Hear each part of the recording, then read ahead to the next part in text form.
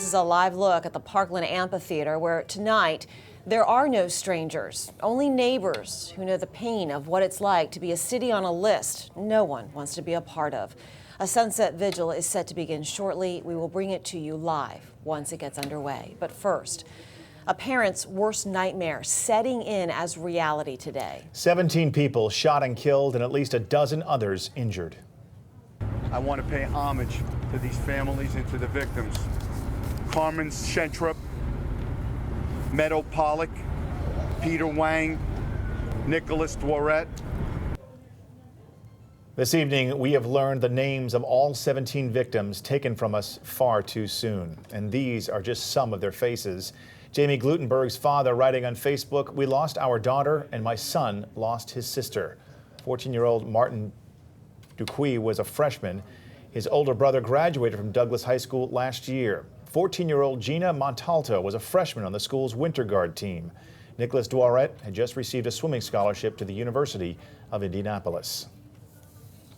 CBS 12 has live team coverage of this tragedy, the aftermath, and what happens next. CBS 12 News at 6. First, anger and outrage, and now determination. Students from Marjory Stoneman Douglas High School and all across the state are banding together to make their voices heard. Most of them not even old enough to vote yet, but yet they're still speaking directly to lawmakers. You're either funding the killers or you are standing with the children. Protests, walkouts, interviews, signs, they're moving growing to numbers that simply can't be ignored. As they speak louder, demanding change, the teen accused of the shooting rampage that took the lives of 17 people is sitting silently in court. The lawyer for Nicholas Cruz asking some court documents be sealed.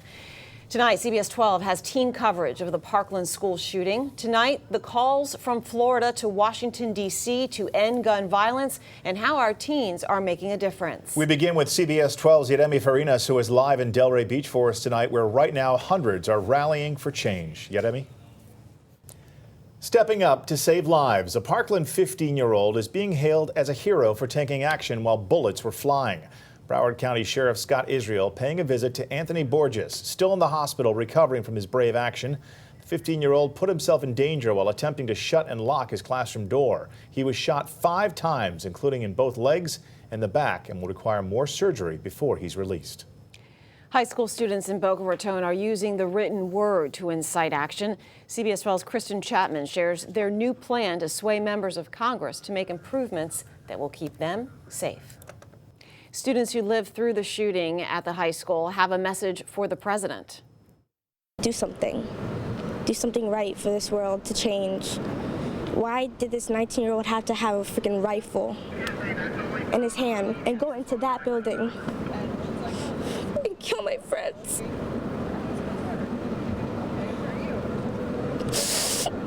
I want to say, why?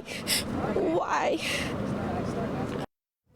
Students hope President Donald Trump will be open to listening to them. He announced he will host a listening session with students and teachers focusing on school safety this Wednesday. Buses of students, parents, and teachers are also planning a trip to Tallahassee to speak with state lawmakers.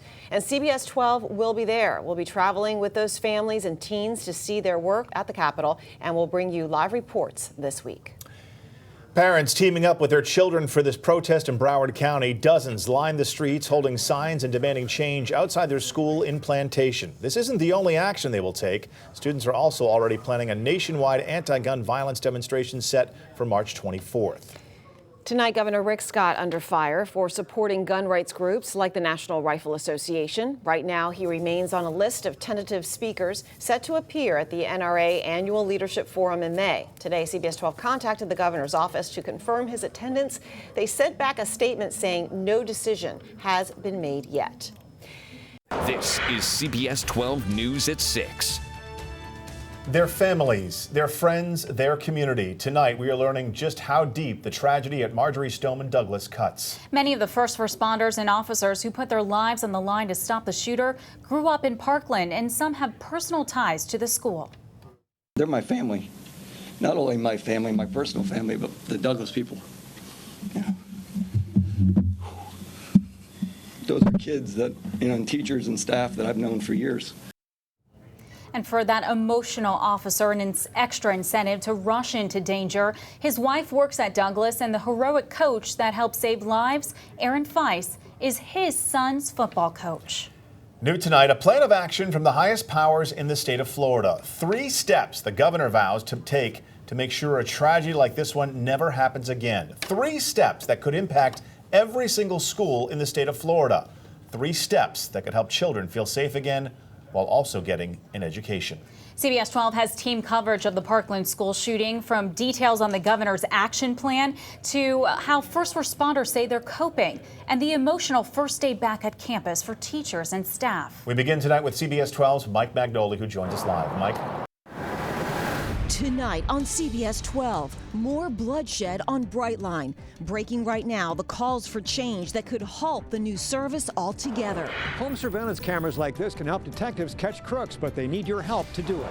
Bullets in Boynton Beach. They seeing Wild Wild West. Tonight, the push to inspire to make our streets safer. This is CBS 12 News at 11.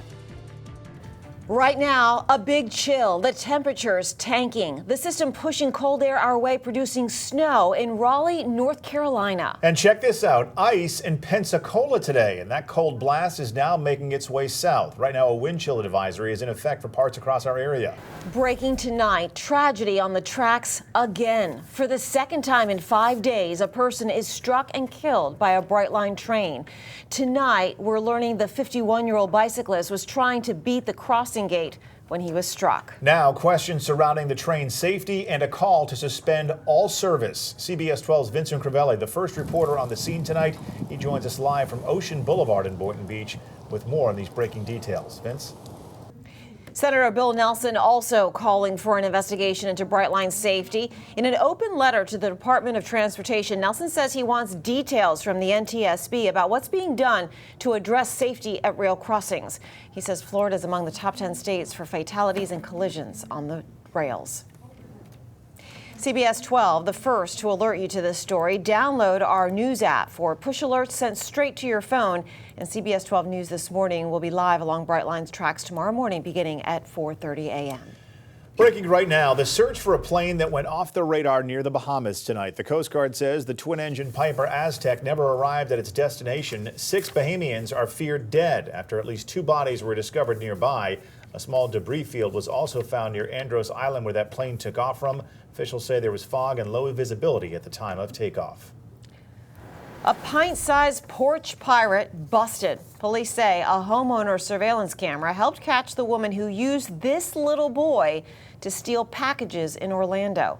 New tonight, local detectives want to use the same concept to catch the bad guys on our streets. And your surveillance cameras could be the tool they need. CBS 12's Al Peffley is live near Stewart and explains how this new plan will work. It's a story you'll only see right here on CBS 12. Al? Bullet hole after bullet hole after bullet hole. Dozens of shots fired. Residents in Boynton Beach are sleeping with one eye open after a recent spike in shootings there now has people living in fear.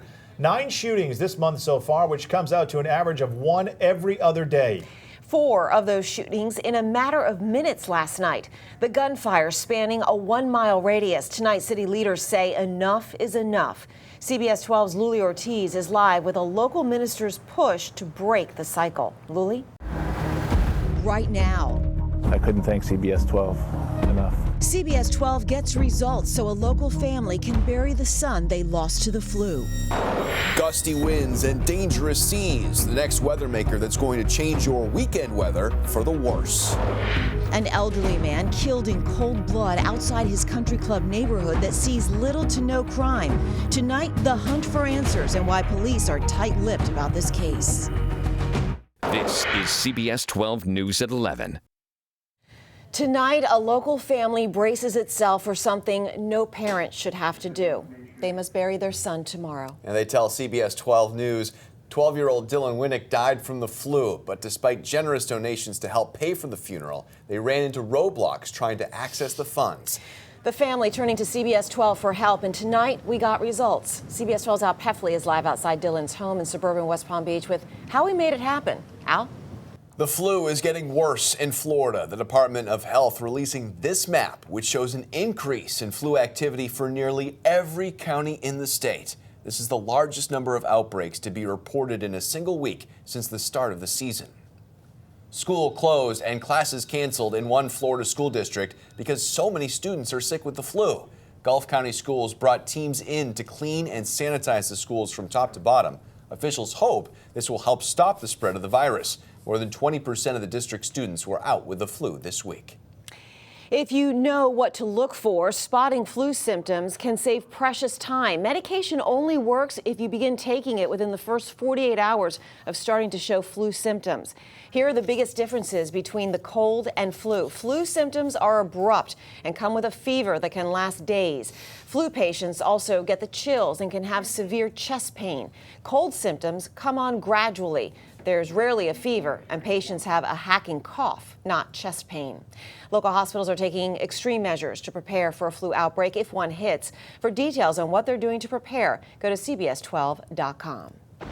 The gusty winds and cool temperatures right now, our first weather maker hanging around for our Friday evening. But there's another system our team of meteorologists is tracking, and it will mean wet changes for the weekend. Here's severe weather expert Jeff Baradelli with the hour-by-hour details. Jeff? Outrage, shock, and fear. Tonight, the Palm Beach Gardens community is on edge after one of their own is gunned down and left for dead just outside a well-to-do neighborhood. Now, police are on the hunt for the killer. CBS 12's Vincent Crivelli is live in Palm Beach Gardens near PGA and Central Boulevards by the Ballon Isles Country Club where the body was found. Vince, this kind of crime is unheard of in this area? A father of 3 and a family man striving to provide for his children, gunned down in cold blood at just 20 years old. Andrew Dixon's family is still searching for answers and not giving up hope. He was killed in 2015, but tonight, detectives are trying to breathe new life into this cold case. CBS 12's Luli Ortiz is live outside the Palm Beach County Sheriff's Office with their recent push and the emotional plea from the victim's family. Luli? Now on CBS 12 News at noon, wet, windy, and chilly. Right now, widespread rain across our area, but that's not the only weather maker we're tracking when the big chill will reach our area. The search for a murder suspect is over. The breaking details we're now learning about the man accused of killing a young girl and her mother. In violation, airspace restrictions broken while the president was in town, the number of violations and how fighter jets got involved. CBS 12 News starts now with breaking news. Yeah, we're following that breaking news right now. The man accused of killing a local mother and her 11-year-old daughter in custody. These are brand new pictures you just saw there, just into the newsroom. We've just learned U.S. Marshals have arrested Marlon Joseph in Lantana. Our news crew is live, gathering breaking details right now. We will have a live report in just moments. Good afternoon. I'm Terry Hornstein. And I'm Maxine Bensel. But first, our other big story this noon is the weather. Taking a live look outside at the Lake Worth Pier where windy and dangerous conditions have forced it to close. We are dealing with a high surf advisory right now, a coastal flood advisory. We have live team coverage of the wet and windy weather right now from the pier closing to the hour-by-hour details of your forecast. We want to get started with CBS 12 meteorologist Chris Farrell.